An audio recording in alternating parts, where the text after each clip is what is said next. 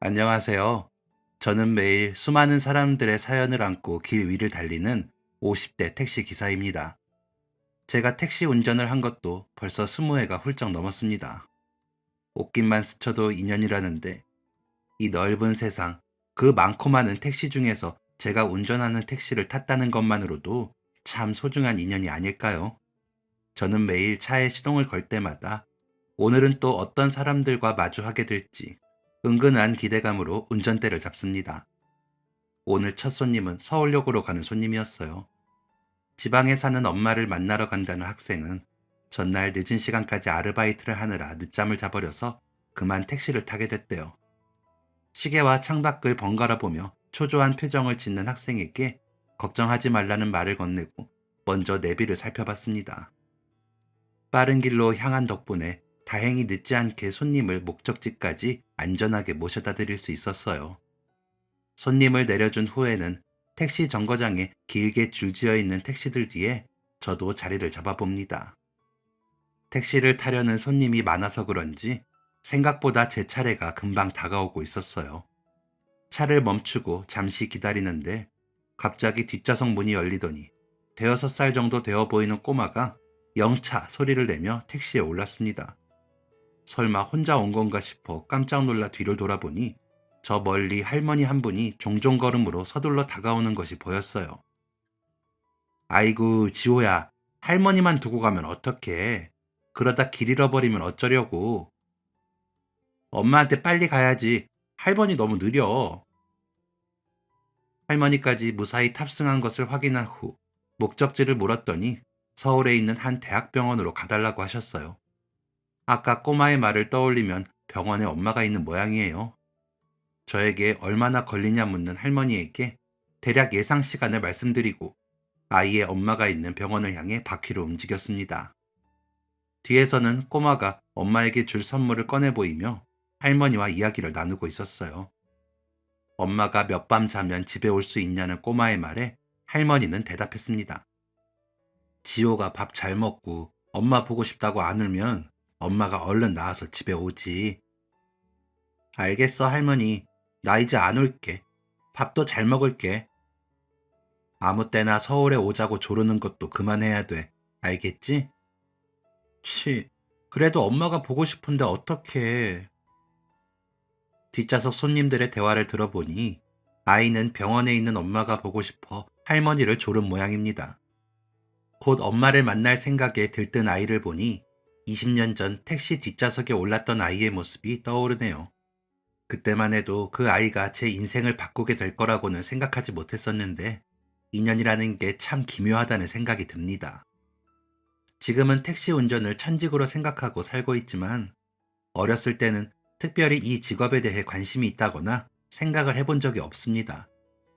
공부를 열심히 해서 서울에 있는 대학에 가고 이름 있는 기업에 취직해서 어머니에게 효도하면서 살고 있지 않을까 막연하게 생각했어요. 그런데 인생이라는 것이 제가 예상한 방향으로 흘러가지만은 않더라고요. 저는 시골에서 태어났습니다. 많은 사람들이 대부분 농사를 지으면서 살고 있는 작은 시골 마을이었죠.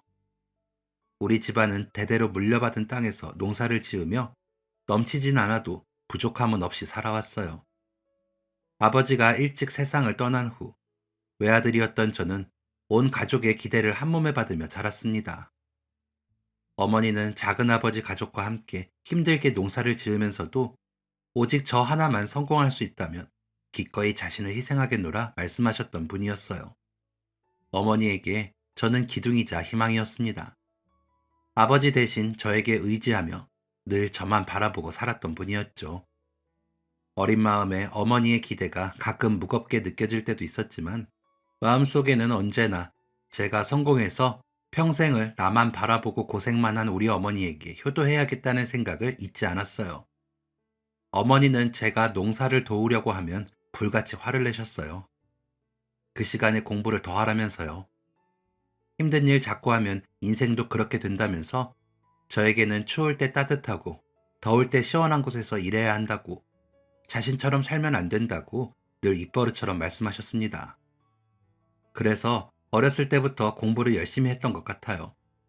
중학교를 졸업하고 고등학교에 들어갈 때 저를 가까운 지방 도시로 보내 공부시킨 것도 어머니의 뜻이었습니다. 집을 떠난 후 저는 학교 근처 하숙집에 머물며 지냈어요. 비록 집처럼 편안하진 않았지만 학교를 오가며 지내기에는 적당한 곳이었던 기억이 납니다.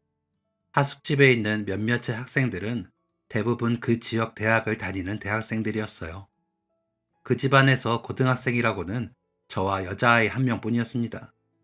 그 아이의 이름은 이정희였어요. 정희는 하숙집 청소도 하고 빨래도 하고 식사 준비도 도우면서 지냈습니다. 저와 또래라는 것은 학교 갈 때 교복을 입은 모습을 보고 알 수 있었지만 제가 말주변이 좋은 것도 아니고 성격이 활발한 것도 아니라 말 한 번 붙이지 못한 채 서로 지나치는 날이 더 많았죠. 아마 졸업할 때까지 이렇게 가끔 마주치다가 끝나겠구나. 그렇게 생각했어요. 그날 우연히 마주치기 전까지는요. 그날은 학교 시험을 한 달 앞두고 꽤 늦은 시간까지 공부를 하고 있었어요. 그날따라 공부가 잘 돼서 시간이 가는 줄 모르고 책에 빠져들었습니다. 한참 집중하며 공부하다가 목이 말라 조심스럽게 부엌으로 향했어요. 늦은 시간이라 혹시나 제 소리에 다른 사람이 깨는 것은 아닐까 싶어 발걸음도 정말 조심스러웠죠. 그렇게 살금살금 부엌에 도착했을 때 저도 모르게 소리를 지를 뻔했습니다. 불 꺼진 부엌 한쪽 구석에서 그 아이, 정희가 스탠드 불빛에 의지한 채 식탁에 앉아 공부를 하고 있었거든요. 저를 발견한 정희의 반응도 만만치 않았어요. 겨우 입을 막아 큰 소리를 참았습니다. 몇 초나 흘렀을까요? 긴장이 풀린 우리 둘은 피식 웃고 말았습니다. 물을 마신 저는 무슨 용기가 났는지 정희 앞에 앉았어요. 가만 들여다보니 수학 문제 하나를 계속 붙잡고 있는 것 같았어요. 정희는 혹시 풀 줄 아느냐며 저에게 문제집을 내밀었고 다행히 잘 아는 문제여서 저는 정말 성심성의껏 문제풀이를 알려주었습니다. 그날 이후 우리는 모두가 잠든 밤이면 부엌 식탁에 모여 함께 공부를 하기 시작했어요. 소리를 조심하다 보니 이야기는 주로 필담으로 나누었습니다. 함께 보내는 시간이 늘어날수록 정의에 대해서 알게 되는 것들도 늘어났어요.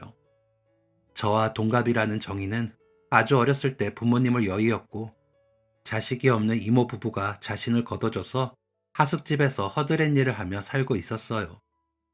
학교에 다녀오면 밀린 하숙집 일이 많았기에 늘 이 시간에 공부를 하고 있다는 것도 알게 되었죠. 방에는 책상이 없어서 식탁이 있는 부엌에서 몰래 하는 거였어요. 여상을 다니고 있지만 취직해서 돈을 벌면 대학교에도 가고 싶다면서 공부하는 게 좋다는 말을 하곤 했습니다. 어머니가 원하니까 어머니를 위해서 공부를 하는 저와 달리 자신만의 목표를 확실히 가지고 있는 정의의 모습이 멋있어 보였습니다. 그래서 제가 쓰지 않는 문제집을 나눠주기도 하고 어려워하는 부분은 함께 봐주면서 매일 밤 함께 공부를 했습니다.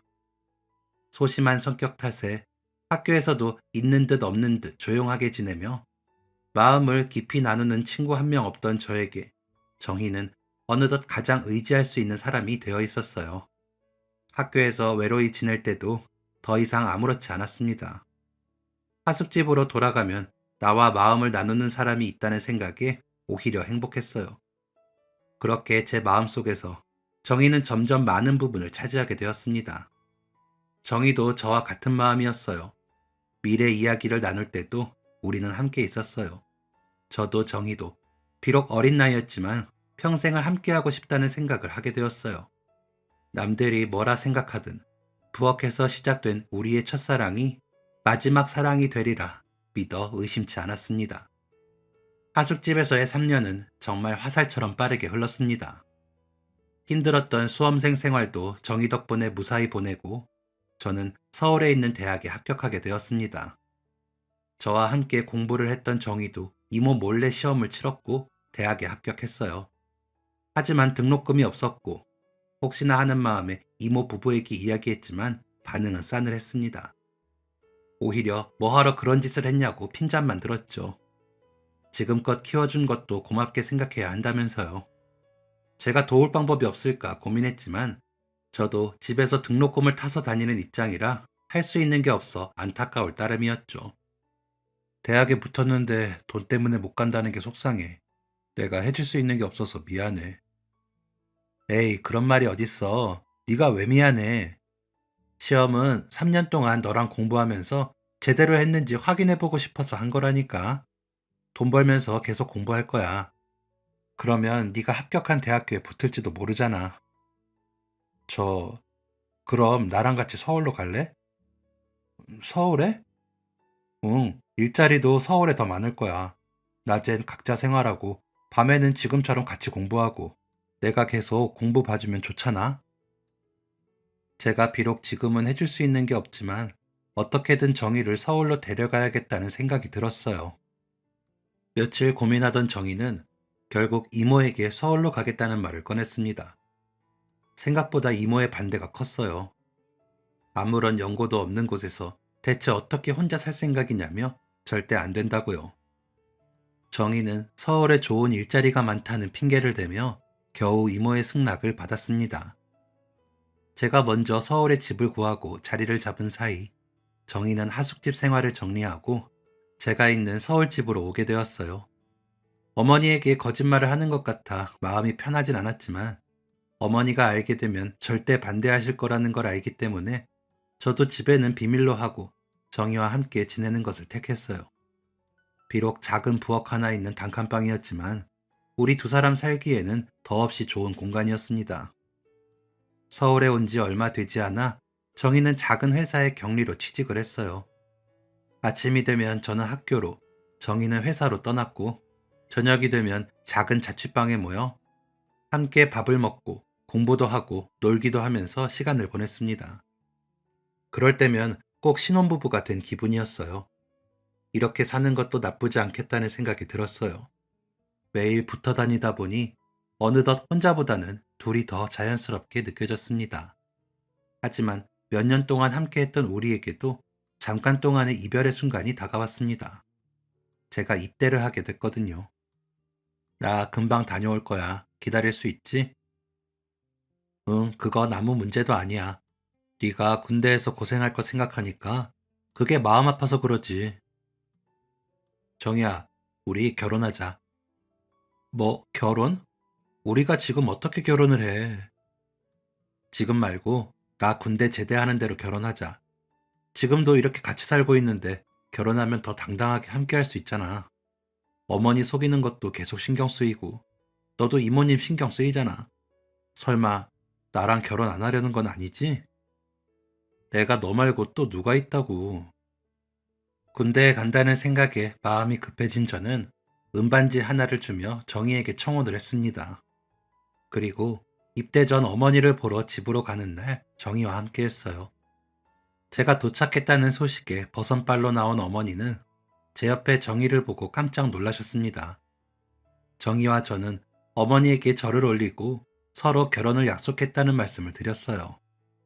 처음에는 이게 무슨 소린가 당황하던 어머니의 표정이 점점 차갑게 바뀌었습니다. 정희가 화장실에 간 사이 어머니가 말씀하셨어요. 지금까지 살면서 어머니가 저에게 그렇게 싸늘하게 말씀하신 건 처음이라 저도 당황스러웠습니다. 말도 없이 갑자기 이게 무슨 경우야? 어머니도 놀라셨을 거라는 거 너무 잘 알아요. 근데 그만큼 확신이 있고 평생 함께하고 싶은 사람이라서 소개해드리고 싶었어요. 제대하는 대로 결혼하고 싶어요. 고아라며 가진 것도 없다면서 앞길 뻔한 애를 네 짝으로 받자고 내가 너를 이렇게 키웠는 줄 알아? 조건만 보면 그렇게 생각하실 수 있지만 정이 정말 현명한 사람이에요. 정이 덕분에 힘든 시간들도 이겨낼 수 있었고요. 저를 믿으시는 만큼 제 안목도 믿어주세요. 입대 앞두고 뒤숭숭하게 더 이야기하고 싶지 않다. 제대하거든 그때 다시 얘기해. 완벽한 허락은 아니었지만 제대 후 다시 이야기하자고 하시는 것만 해도 꽤 괜찮은 대답이었다고 생각했어요. 어머니는 마음이 불편하신지 저와 정희를 서울로 돌려보내셨습니다. 어머니와 제대로 된 인사도 나누지 못한 상태로 저는 결국 입대하게 되었어요. 훈련소 생활은 낯설고 힘들고 무서웠지만 정의를 생각하며 버텼습니다. 자대 배치를 받은 후에는 휴가날만 손꼽아 기다렸습니다. 정의가 보낸 마지막 편지에서 갑자기 이직을 하게 되어 당분간 편지 쓸 시간이 없다고 해서 걱정이 됐어요. 당장 얼굴을 보고 이야기하고 싶었습니다. 1년 같은 하루들이 지나고 기다리고 기다리던 100일 휴가날이 되었어요. 저는 곧장 정희가 기다리고 있을 집으로 향했습니다. 그런데 그곳에는 제가 예상하지 못한 일들이 벌어져 있었어요. 우리의 온기로 가득 찼던 작은 방이 텅 비어 있었어요. 제 흔적은 물론이고 정희의 흔적까지 완전히 사라져 있었습니다. 주인집을 찾아가 보니 주인집 아주머니가 저에게 반지 하나를 건네주시더군요. 그 반지는 제가 군대에 오기 전 정희에게 준 결혼의 약속 같은 증표였어요. 그런데 그걸 주인집 아주머니가 주시다니. 이걸 왜 아주머니가 가지고 계세요? 정희는요? 정희는 어디 갔는데요? 지성 학생, 나는 아무것도 몰라. 그냥 학생 오거든 이거 주라는 말만 해서 알겠다고 한 것뿐이야. 방은 언제 뺐어요? 한 달 정도 된 것 같은데 갑자기 떠나게 됐다면서 부탁을 하더라고. 방 정리되자마자 그날 바로 떠났어. 아주머니의 마지막 말을 듣자마자 곧장 정희 이모님이 하시는 하숙집으로 찾아갔지만 이모님도 정희의 소식을 모르고 계셨습니다. 서울에서 잘 살고 있는 애를 왜 찾느냐며 오히려 되물으셨어요. 제가 아는 정희는 갈 곳이 없는데 대체 어디로 사라진 걸까요? 왜 말도 없이 사라진 걸까요? 갈피를 잃은 채 어딜 가야 할지 생각도 나지 않아 일단 어머니가 계시는 시골집으로 향했습니다. 방귀는 어머니를 뒤로 하고 제 방에 들어가 보니 서울 자취방에 있던 제 짐들이 놓여 있었습니다. 어머니, 제 짐이 왜 여기 있어요? 그 애가 가져가라고 연락해서 가져왔다. 뭐 어디 떠나게 됐다면서 자기는 월세 낼 자신이 없으니 방 빼고 네 짐도 가져가라고 하기에 알겠다고 했는데 왜 무슨 일 있니? 그게 다예요? 어디로 간다고 했는데요? 전화로 가져가라고 한 게 다라서 나도 더는 모른다. 서울에 갔더니 이미 그 애 짐은 없던데 글쎄 다른 남자라도 생긴 거 아니니? 어머니, 정이 그런 사람 아니에요. 그렇게 말씀하시지 마세요. 얘가 지금 엄마한테 소리를 지르고 정신 차려. 네 꼴을 보니 아무 말도 없이 떠난 것 같은데 여자가 떠나는 데는 다 이유가 있는 거야. 이 순진한 거사. 옆에서 어머니가 뭔가를 계속 이야기하셨지만 제 귀에는 아무것도 들리지 않았습니다. 제가 없을 때 어머니가 뭔가 한 게 아닐까 의심했지만 어머니도 전혀 모르는 눈치였어요. 이제 더는 물어볼 것도 찾아갈 것도 없는데 제 머릿속엔 물음표만 수없이 떠다녔습니다. 온통 기대로 가득 찼던 저의 첫 휴가는 지옥 같은 시간으로 기억되었어요. 결국 저는 정희가 떠난 이유도 어디로 갔는지도 모르는 상태로 부대에 복귀할 수밖에 없었습니다. 군대에서의 생활은 더 이상 힘들지 않았어요. 정희가 떠난 것보다 더한 생지옥은 있을 수 없었으니까요. 그렇게 저는 표정도 감정도 잃어버린 채 매일 훈련에 몰두했습니다. 제대를 거의 앞둘 정도로 시간이 흘렀지만 그 어디에서도 정희에 대한 소식은 들을 수 없었어요. 시간이 지나면 잊혀진다는 어머니의 말과는 다르게 시간이 지날수록 정희에 대한 그리움과 배신감은 선명하게 남아 있었습니다. 그러던 어느 날 충격적인 소식이 급하게 전해졌습니다. 정말 믿을 수 없는 일이었어요. 어머니가 돌아가셨다는 소식이었습니다.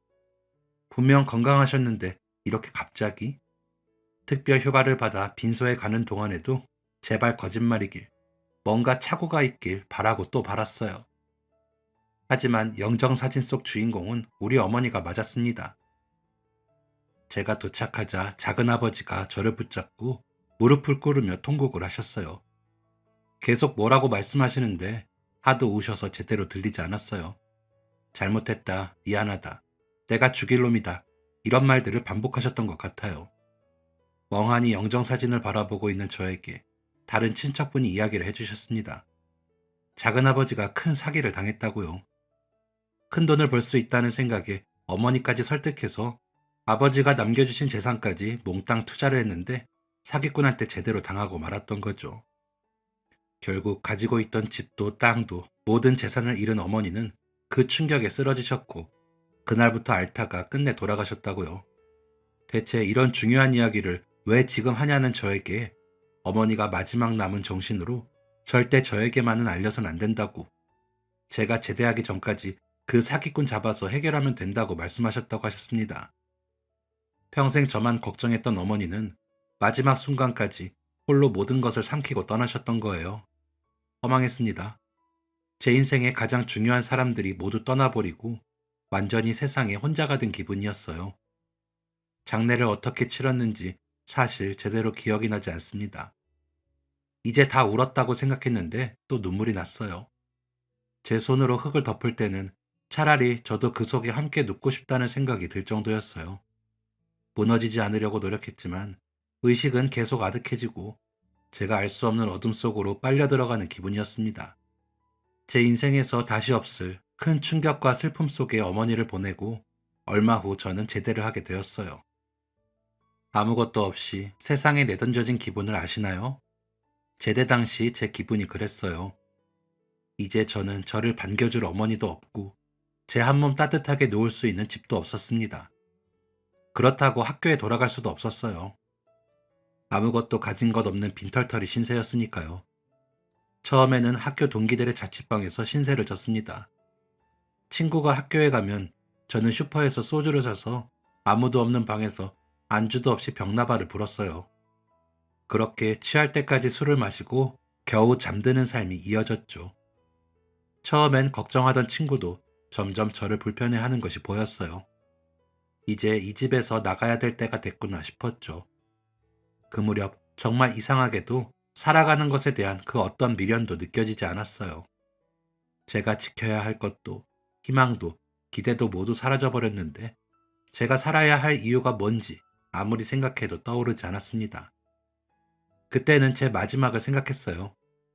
결국 저는 가진 돈을 전부 털어서 택시를 타고 어머니 산소로 향했습니다.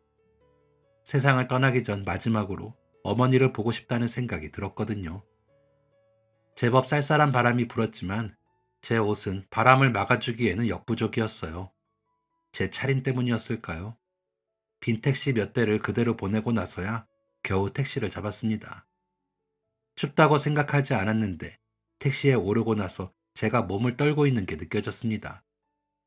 기사님에게 목적지를 이야기하자 룸미러로 저를 흑급 보던 기사님은 히터를 틀고는 달리기 시작했습니다. 얼마나 시간이 지났을까요? 제 몸이 녹는 게 느껴졌어요. 기사님, 고맙습니다. 덕분에 몸이 좀 따뜻해졌어요. 고맙긴요. 안 그래도 날이 쌀쌀해서 히터를 좀 틀까 했는데 마침 손님이 있으니 같이 따뜻하면 좋죠. 대학생이에요? 아, 네, 아직 한참 좋은 나이네. 실패해도 뭐든 다시 할 수 있고 성공할 기회도 많고 얼마나 좋아. 나는 학생 같은 친구들을 보면 참 부럽고 그래요. 부럽긴요. 망한 인생인데. 젊은 친구 입에서 무슨 그런 소리를. 세상이 뜻대로 안 돼요? 이상하죠? 이제 다 끝났다고 생각해서 그랬을까요? 마지막 가는 길, 누구라도 내 얘기를 들어줬으면 좋겠다고 생각해서 그랬을까요? 문득 정신을 차리고 보니 처음 보는 택시기사님에게 제 이야기를 주저리주저리 하고 있었습니다. 말없이 제 이야기를 듣고 있던 택시기사님은 저에게 어떤 느낌을 받으셨던 건지 이런 말씀을 하셨어요. 인생이 왜 재미있는 줄 알아요? 끝날 때까지 아무것도 알 수 없어서 그래요. 내가 지금 30년이 넘게 운전대를 잡고 있는데 정말 많은 사람들을 만나거든요. 근데 사연이 없는 사람이 아무도 없어요. 듣는 내가 민망할 정도로 기구한 사연을 가진 사람들도 수두룩 빽빽이야. 근데 그 안에서 다들 어떻게 바뀔지 모르는 미래를 위해서 묵묵하게 하루하루를 살아가더라고요. 내 인생도 순탄한 인생은 아니지만 사는 게 다 그런 거 아니겠어요? 일단 살아요. 그러면 언젠가는 내가 살아있는 이유를 알게 될 거예요. 기분이 참 이상했습니다. 세상을 떠날 거라는 소리는 한 적도 없는데 저에게 일단 살아보라고 이야기하는 택시기사님. 그런데요, 오늘 처음 만난 택시기사님의 일단 살아보라는 그 말이, 살다 보면 내가 살아있는 이유를 알게 될 거라는 그 말이 왜 그렇게 위로가 됐는지 모르겠어요. 누군가 저에게 그런 말을 해주길 바랐는지도 모르겠습니다. 택시에서 내려 어머니의 산소로 가는 길. 수많은 무덤을 지나치면서 얼마나 많은 눈물을 흘렸는지 몰라요. 어머니의 산소 앞에 앉아 어린아이처럼 한참 울분을 쏟아내고 나니 마음이 한결 가벼워졌습니다. 어머니가 저를 토닥여주고 있는 것 같은 기분이 들었어요. 어머니, 죄송해요. 못난 아들이 마지막 인사를 하려고 왔는데요. 저 살아볼게요. 앞으로 어떻게 될지 아무것도 모르지만 일단 살아볼게요.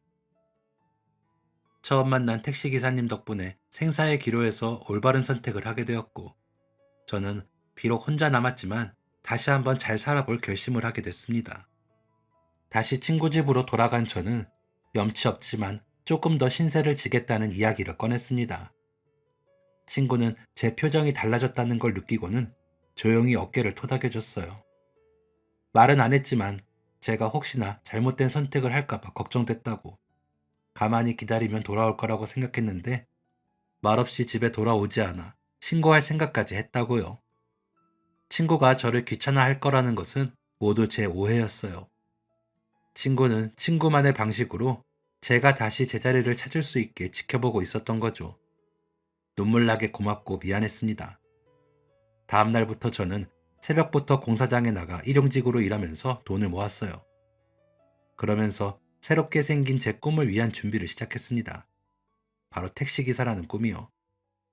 그날 스스로 생을 마감하려고 했던 저를 붙잡아준 기사님의 한마디가 오래 마음에 맴돌았어요. 어쩌면 그때 기사님을 만난 게 운명이 아닐까 하는 생각이 들 정도로요. 그때부터 저도 택시기사가 되고 싶다는 마음을 갖게 된 것 같아요. 텅 빈 제 마음의 온기를 지펴준 그분처럼 저도 누군가에게 그런 존재가 되고 싶다는 막연한 동경을 하게 됐던 것 같습니다. 택시기사가 되기 위해서는 생각보다 많은 자격이 필요했어요. 본격적으로 알아보니 면허는 기본이고 이런저런 자격 시험들이 있더군요. 일단 면허를 목표로 차근차근 나아가다 보니 택시기사가 되기 위한 모든 자격을 갖출 수 있게 되었고, 택시 회사에 이력서를 내고 면접을 봐서 드디어 저의 첫 번째 목표를 이루게 되었습니다. 첫 손님을 태우고 달리던 날은 아직도 기억납니다. 별다른 이야기를 나눈 것도 아니었는데 목적지를 향해 함께 가고 있다는 느낌만으로도 상당히 벅차는 기분이었어요. 물론 고단한 순간도 많았어요. 하지만 그 모든 것이 인생 같다는 생각이 오히려 재밌게 느껴졌어요. 매일 택시를 운전하면서 저는 사랑하는 사람을 잃은 슬픔을 도로 위에 흩뿌리며 조금씩 극복해 나갔습니다. 몇 년 동안 택시 일을 하다 보니 저도 꽤 적응이 되었어요. 이제는 손님의 목소리만 들어도 대화를 나눌 수 있을지 없을지 가늠할 수 있는 정도가 되었죠.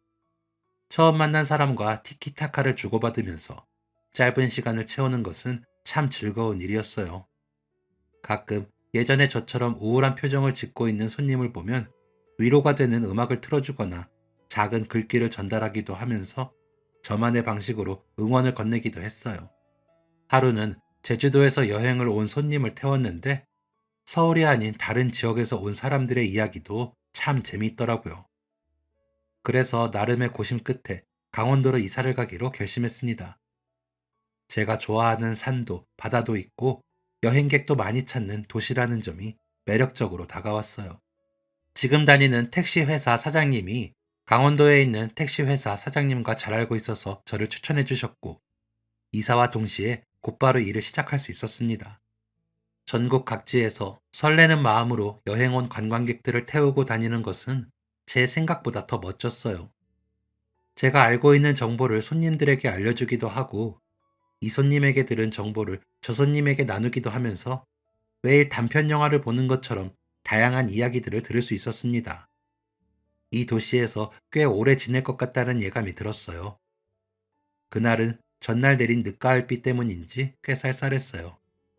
평일이라 손님이 많지 않았고 마침 목이 마르던 참이라 잠시 차를 세워두고 슈퍼에 다녀왔습니다. 아주 잠깐이었죠. 그런데 그 잠깐 사이 제 택시 뒷좌석에 웬 여자아이가 앉아 있었어요. 깜짝 놀란 저와는 다르게 아이는 쪽지를 내밀며 말했습니다. 아저씨, 여기로 가주세요. 어? 너 혼자 탄 거야? 엄마는? 엄마 보러 가는 거예요. 거기로 가면 엄마 있어요. 저 카드도 있어요. 택시를 타려면 돈이 있어야 된다는 걸 아는지 아이는 저에게 카드라며 웬 가게의 회원카드를 보여줬습니다. 아직 유치원생으로 보이는 아이의 눈에는 신용카드나 회원카드나 같은 걸로 보였겠죠. 순간 오만 가지 생각이 들었어요. 이대로 아이가 말한 주소로 데려다 주는 게 맞는 걸까?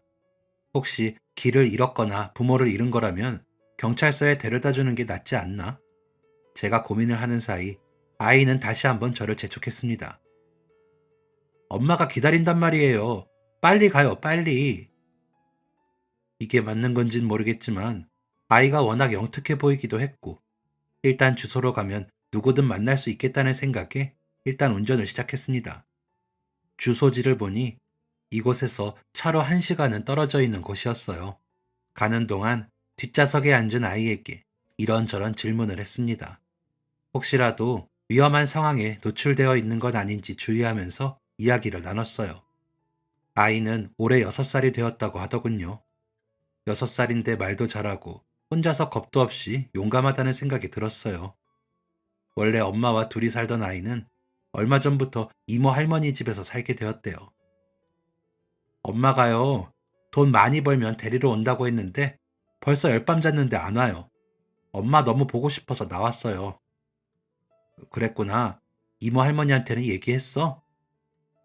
제 말에 곤란한 듯 아이는 아무 대답 없이 배시시 웃기만 했습니다. 이모 할머니가 무서워서 그냥 나왔다면서요. 주소 종이는 어떻게 알았냐고 했더니 엄마가 이모 할머니한테 적어준 걸 보고 글도 모르면서 가져온 거였어요. 순간 아차 싶었습니다. 이 주소가 아니면 어쩌나. 이모 할머니는 애가 없어진 걸 알고 지금쯤 애타게 찾진 않을까. 다시 돌아가야 되는 건 아닐까. 갑자기 머릿속이 복잡했습니다.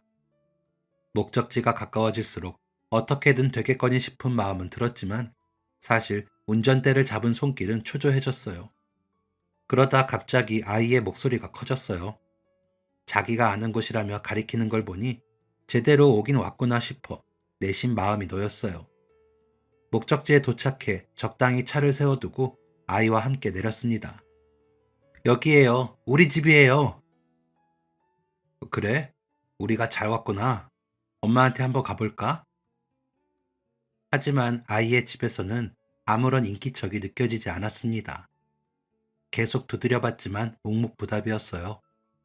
엄마가 나오지 않자 아이는 거의 울음을 터뜨리기 직전으로 바뀌었습니다. 겨우 아이를 달래고 났더니 아이의 뱃속에서 꼬르륵 소리가 나더군요. 결국 근처 식당에 가서 함께 식사까지 하게 되었습니다. 어쨌든 택시비도 받아야 하고 아이를 혼자 두고 갈 수도 없는 노릇이라 차 안에서 아이의 엄마를 기다리기로 했어요. 얼마나 시간이 흘렀을까요? 아이도 저도 깜빡 잠이 들었어요. 시계를 보니 저녁 6시가 넘어가고 있었고 주변은 이미 어둑했습니다. 아이 엄마가 아직도 안 왔나 싶어 집 쪽으로 다가가는데 저 앞쪽에서 누군가의 실루엣이 보였어요. 다가오는 방향이 꼭 이 집으로 오는 것 같았습니다. 조금은 긴장된 상태로 문 앞에 서 있는데 그 실루엣의 주인공이 잔뜩 경계심이 실린 목소리로 누구냐며 물었습니다. 저에 대해 설명하려는 순간 저는 아무 말도 할 수 없었습니다. 집 앞 가로등 불빛에 드러난 아이 엄마의 얼굴이 제가 그토록 그리워했던 바로 그 사람이었거든요. 눈을 감아도 그릴 수 있을 정도로 잊을 수 없는 사람이기에 바로 알아볼 수 있었어요. 바로 정이었죠. 놀란 건 정이도 마찬가지였습니다. 마치 귀신을 본 것처럼 정이는 얼굴이 새하얗게 질려서는 입을 틀어막았어요. 살면서 언젠가 한 번은 정이를 만나게 되진 않을까. 그때 우리는 어떤 모습일까 참 많이 상상했는데 막상 이렇게 만나고 보니 준비한 모든 말이 날아가 버릴 정도로 당황스러웠습니다. 정이야, 네가 영원히 엄마야? 그걸 어떻게 알아? 저는 정희의 질문을 뒤로 하고 택시로 돌아가 조수석에서 잠든 아이를 들어안고 나왔습니다. 잠든 아이를 본 정희는 깜짝 놀라더니 서둘러 집문을 열었어요. 아이를 눕히는 동안 정희는 차라도 한 잔 내오겠다며 주방으로 갔어요. 정희를 기다리며 집을 천천히 둘러봤습니다. 단칸방이었지만 크기가 제법 컸어요. 살림살이는 단출했지만 깔끔해 보였어요. 문을 열면 작은 주방이 나오고 주방 옆에 있는 방문을 열면 나오는 아담한 단칸방. 10년 전 제가 서울에 와서 정희와 함께 지냈던 그 집이 떠오르는 구조였죠. 잠시 옛 생각에 빠진 사이 정희가 차를 가지고 방으로 들어왔습니다. 한동안 방 안에는 차를 마시는 소리만 조용히 퍼졌어요. 정희를 만나면 묻고 싶은 게 참 많았는데 정희의 얼굴을 보니 쉽게 입이 떨어지지 않았습니다. 잘 지냈어? 그럭저럭 잘 지냈어. 넌? 자신이 사라진 긴 세월을 그럭저럭이라고 표현하는 정희에게 저는 그동안 저에게 있었던 일들에 대해 덤덤히 이야기했어요. 이유 없이 네가 떠나고 어떤 시간을 보냈는지, 그리고 갑자기 어머니마저 세상을 떠나고 스스로 생을 마감하려고 했던 이야기와 어떻게 해서 택시 운전을 하게 됐는지, 제가 지나온 모든 일들에 대해 이야기했습니다. 오늘 정희의 딸이 제 택시에 올라탄 일까지도요. 정희는 제 이야기에 뭐라 대꾸하지 않았지만 표정만 봐도 어떤 생각을 하고 있는지 충분히 알 수 있었어요. 너는 나한테 할 말 없니? 적어도 왜 떠났는지는 알려주지 그랬어. 그럼 원망이든 포기든 빨리 했었을 텐데. 많이 답답했지? 답답? 그게 그런 말로 설명이 돼? 그땐 어쩔 수 없었어. 내가 떠나는 게 널 위한 일이라고 믿었으니까. 어머니가 찾아오셨었어. 너 훈련소 끝나고 부대로 갔을 무렵에. 정희의 입에서는 뜻밖의 이야기가 나왔습니다. 아니, 한때 제가 의심했던 어머니에 대한 이야기였죠. 어머니는 정희를 찾아와 제 앞길 막지 말고 제발 떠나달라고 빌면서 이야기를 했대요. 지금은 둘 다 어리고 서로가 전부 같지만 세상은 그렇지가 않다고. 나중에 살다 보면 지금을 후회하면서 서로 원망하게 될 거라면서요. 그러면서 제 자취방 보증금을 정희에게 주면서 평생 소원이라고 제발 부탁한다고 애원하셨다고요. 나도 아이를 낳아보니까 그때 너희 어머님 마음이 어땠을지 너무 이해가 가. 물론 그때도 어머니의 마음은 확실히 전해졌었고 그렇게 매달리고 애원하고 부탁하시는데 내가 뭐라고 너와 어머니 사이를 가로막아. 나중에 네 주변에 잘나고 집안 좋은 여자들이 넘쳐날 텐데 그때 정말 후회하면 어떡하나 그런 생각도 했던 것 같아. 그 생각을 하니까 내가 너무 초라해지는 거야. 그래서 너희 어머니 말씀대로 하기로 했어. 무슨 그런 말도 안 되는. 그래서 어디에 있던 건데? 너도 알잖아. 나 갈 곳 없는 거. 이모 집으로 갔지. 나 사실 네가 나 찾아온 거 알고 있었어. 이모한테 사실대로 말하고 부탁했던 거야. 그때 네 앞에 나섰다면 아마 흔들렸을 거야. 그래서 정말 이 악물고 참았어. 제가 완전히 떠난 뒤로 정희는 이모 부부가 소개해준 남자와 선을 보게 되었대요. 자신보다 10살이나 나이가 많은 사람이었지만 부잣집 아들이라 평생 돈 걱정할 일은 없을 거라며 이모가 계속 부추긴 덕분에 선보고 얼마 되지 않아 결혼을 하게 되었다고요. 너 버리고 다른 남자 만나서 결혼했으면 잘 먹고 잘 살았어야 했는데 세상 일이 또 쉽지가 않더라. 시어머니는 빨리 애 낳으라고 닥달인데 결혼하고 3년이 돼도 애가 안 생기는 거야. 온갖 구박에 시집살이에 남편은 무관심하지. 힘들게 살다가 겨우 아이가 생겼는데 딸을 낳았다고 엄청 구박하시더라. 손귀한 집안에 아들도 하나 못 낳았냐면서. 이렇게 예쁜 내 딸 한 번을 따뜻하게 안아준 적이 없으셨어. 딸을 낳고도 시어머니의 아들 타령에 숨막힐 정도로 힘들었지만 정희는 자식을 생각하면서 이겨냈대요. 그런데 아이가 첫돌이 되기도 전에 남편이 갑자기 사고를 당해서 세상을 떠나게 된 거죠. 그날부터 시어머니는 남편 잡아먹고 무슨 낯짝으로 이 집에 있냐며 다시는 발도 들이지 말라며 자신과 아이를 내쫓았대요. 그런데 참 이상하게 남편이 떠난 건 너무 슬픈 일이었지만 그 집에서 나오니까 오히려 마음은 편했대요. 뭐 제대로 가진 것도 없이 나오게 됐는데 이상하게 해방된 기분이었어. 물론 혼자 아이 키우면서 안 해본 것 없이 하느라 몸은 너덜너덜해졌지만 애 키우면서 뭐 얼마나 제대로 된 일을 할 수 있었겠어. 나 애 없고 남의 집 일도 하고 식당 일도 하고 시장에서 물건도 팔고 할 수 있는 건 다 했거든. 근데 이렇게 살아서는 안 되겠더라고. 우리 딸 조금만 더 있으면 학교 입학할 거고 금방 중학생 되고 고등학생 될 텐데 돈을 더 많이 벌어야겠더라고. 그래서 아이만 맡긴 거야? 응. 아는 언니가 2교대로 근무하는 공장에 소개해줘서 다니게 됐는데 주야 번갈아서 하다 보니까 아이 혼자 두기 위험하더라고. 그래서 이모한테 우리 딸 초등학생 될 때까지만 좀 봐달라고 부탁을 드렸지.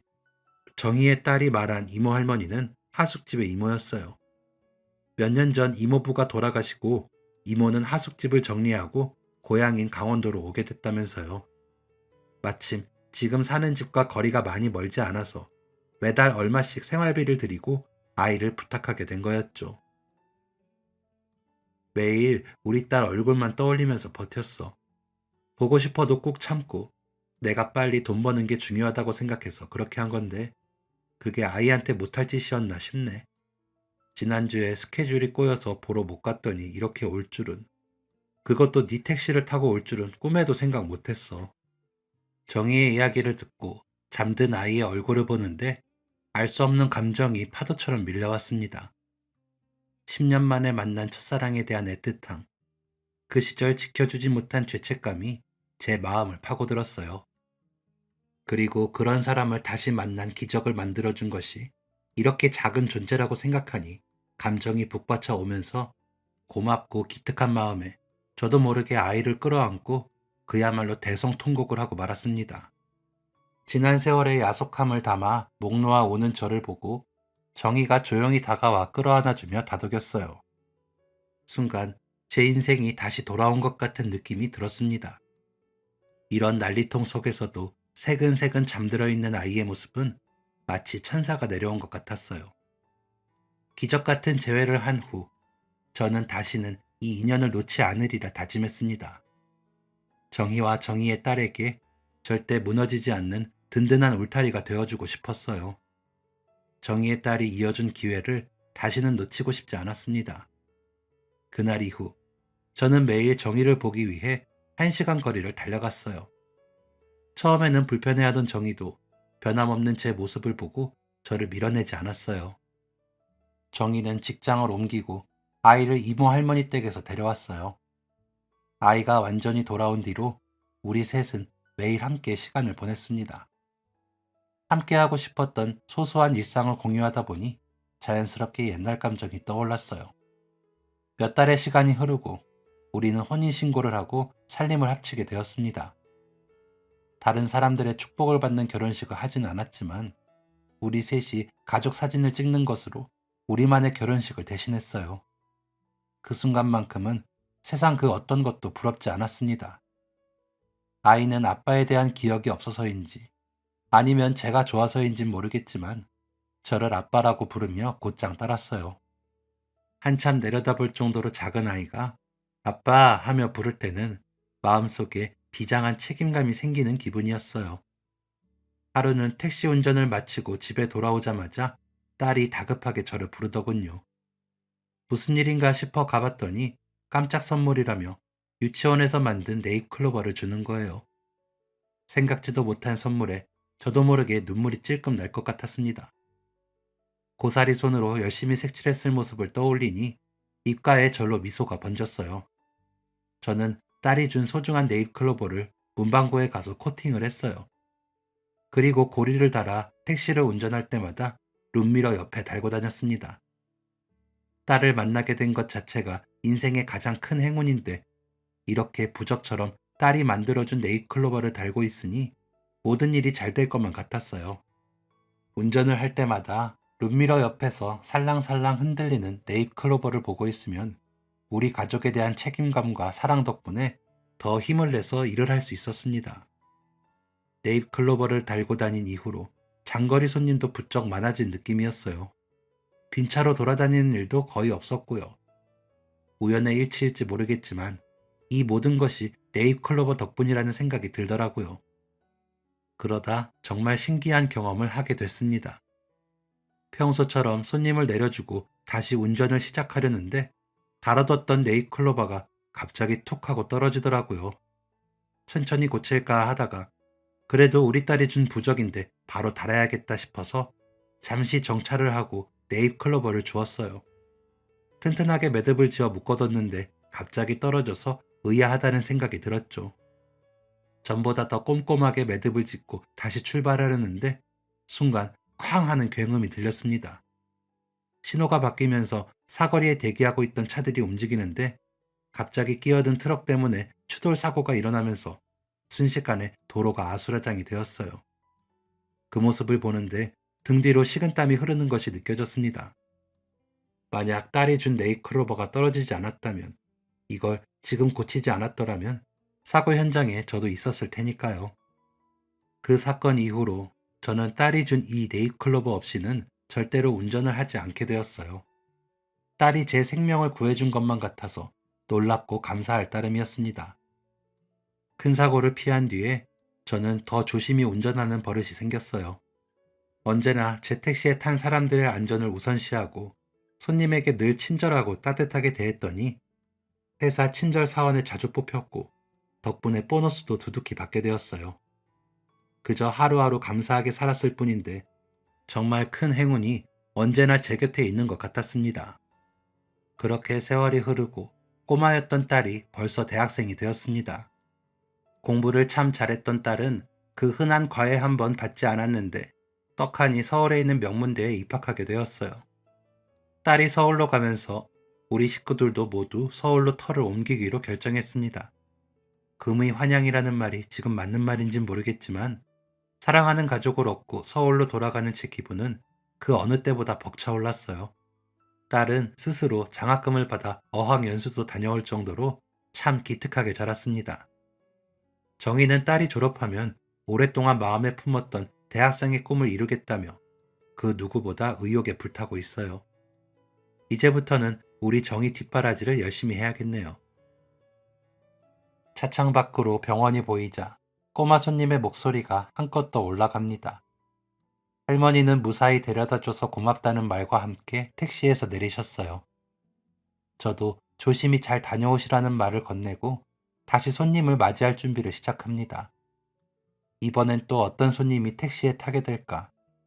또 어떤 이야기를 안고 있을까? 설레는 마음으로 바퀴를 움직이려는데 휴대폰 문자 알람 소리가 택시 안에 경쾌하게 울립니다.